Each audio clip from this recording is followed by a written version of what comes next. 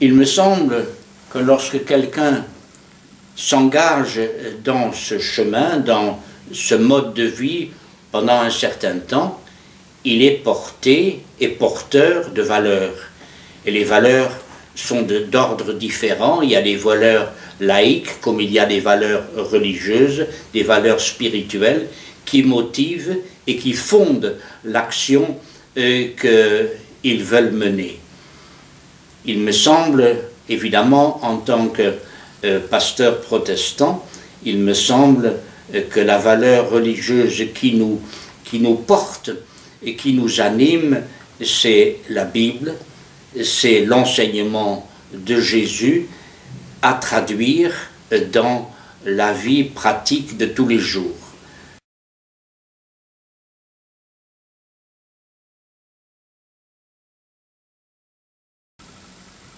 En effet, je pense que c'est essentiel, et de plus en plus essentiel dans une société très individualiste, où il y a peu d'intérêt pour l'autre, où tout le monde se replie sur soi. Il est absolument primordial que des hommes, des femmes, animés par des valeurs, par une religion, par une spiritualité, incitent des jeunes à s'engager dans une gratuité, je dirais, dans une gratuité, et qui manque tellement. L'intérêt est primordial pour beaucoup de jeunes, le désir d'arriver rapidement dans l'existence avec une profession agréable. Tout cela, au fond, évite de se poser des questions essentielles sur le sens de la vie. Et il me semble que le volontariat, et je parle ici un peu en connaissance de cause parce qu'une de mes petites filles actuellement accomplit un volontariat en Suède, elle m'a dit ceci: cette période que je vis dans le don de soi me fait grandir. Et voilà une expression qui m'a beaucoup frappé, qui m'a intéressé, et voilà, je crois que si vous me posez la question, je pense que le volontariat est un élément de vie qui peut faire grandir.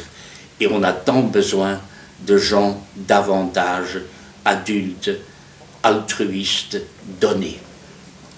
Lorsqu'on lit l'Évangile, l'Évangile est tout à fait un programme de vie que nous essayons de transmettre et de concrétiser dans la vie de tous les jours. Et ce dont vous me parlez est un des éléments tout à fait essentiels, je pense, pour notre jeunesse d'aujourd'hui et pour, je dirais en même temps, une certaine santé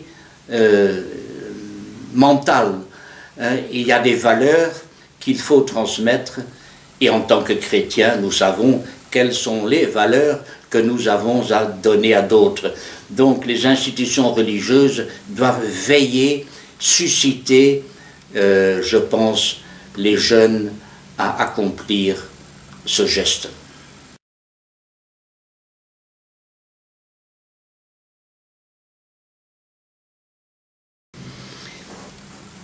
Est-ce que je peux parler de volontariat et de bénévolat en parlant un peu de la même chose?